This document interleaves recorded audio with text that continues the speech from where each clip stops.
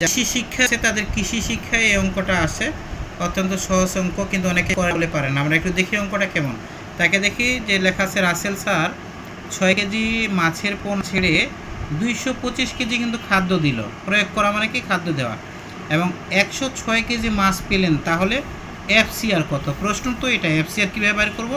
এই যে দেখো, আমরা জানি এফসিআরের সূত্রটাকে মুখস্থ করব, মাছকে প্রদানকৃত খাদ্য ভাগ দৈহিক বৃদ্ধি।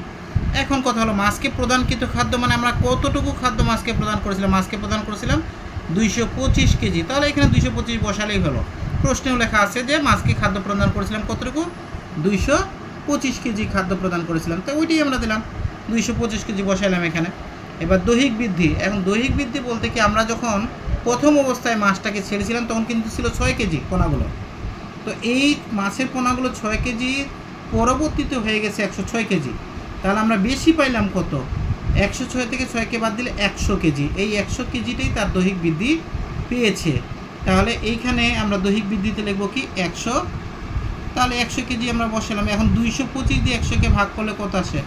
2.25। এটাই হলো আমাদের এই এফসিআর এর উত্তর। ওকে।